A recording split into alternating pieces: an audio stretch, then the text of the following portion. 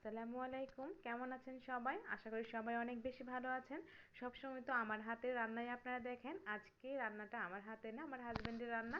তো রান্না যখন করার পরে খাইতে দিই, তখন কোনো না কোনো বিষয়ে আমাকে অবশ্যই সে একটা ভুল ধরবে।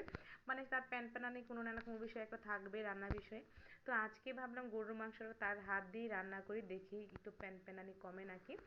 তো এই যে সে রান্না করবে, তার জন্য আমি হচ্ছে একটু গুছিয়ে দিয়েছিলাম। তো এখানে গরুর মাংসগুলো ছোট ছোট করে কেটে নিয়েছি, এরপর খুব ভালো করে ধুয়ে নিলাম। এখন সে মশলা দিয়ে নিচ্ছে। তো মশলার মধ্যে প্রথমেই দিয়ে নিল মরিচের গুঁড়া, তারপর ধনিয়ার গুঁড়া, তারপর হলুদের গুঁড়া দিয়ে নিয়েছে। এখন বাটা মশলা দিয়ে নিচ্ছে। তো বাটা মশলার মধ্যে দিয়ে নিল জিরা বাটা, আদা বাটা, রসুন বাটা, সবগুলোই কিন্তু সে অনেক অল্প করে মশলা দিয়েছে, এত বেশি মশলা সে পছন্দ করে না। তারপরে এখানে আমি 7-8টার মতো পেঁয়াজ কুচি করে রেখেছিলাম, সেগুলোও দিয়ে নিল। এরপর গরম মশলা দিয়ে নিয়েছে। তো গরম মশলার মধ্যে এলাচ, দারচিনি, তেজপাতা এগুলো দিয়ে নিল। এরপর এখানে পরিমাণ মতো লবণ দিয়ে নিল। তারপর বেশ কিছুটা সয়াবিন তেল দিয়ে নিয়েছে। এরপর হাত দিয়ে খুব ভালো করে মাখিয়ে নিচ্ছে। তো সে আমাকে বলছিল আমি যেন মাখিয়ে দিই। আমি বললাম না, রান্নাটা তুমি করছো, তুমিই মাখাও। তার জন্য হচ্ছে ও নিজেই মাখাচ্ছে।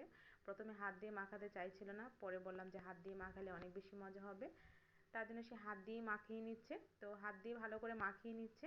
নেওয়ার পরে হাতটা ধুয়ে অল্প একটু পানি দিয়ে নিবে, কারণ বেশি একটা পানি দেবো না কষানোর সময়।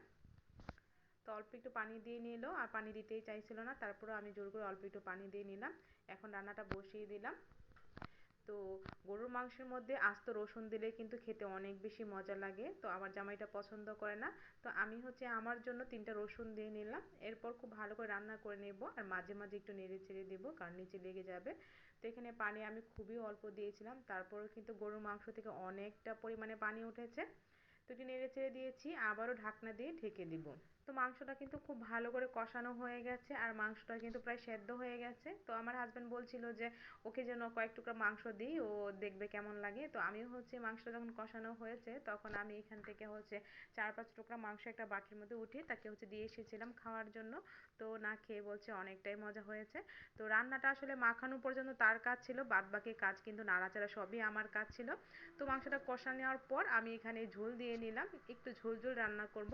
এটা ঝোলটা দিয়ে আবার নেড়েচেড়ে আবার ঢাকা দিয়ে দিলাম।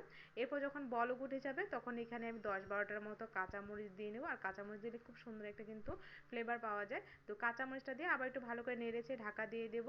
ব্যাস, এভাবে কিছুক্ষণ রান্না করে নিলে কিন্তু আজকে গরুর মাংস রান্নাটা একদম রেডি হয়ে যাবে। আর আমার হাজব্যান্ডের হাতে রান্না সত্যিই অনেক মজা হয়েছিল।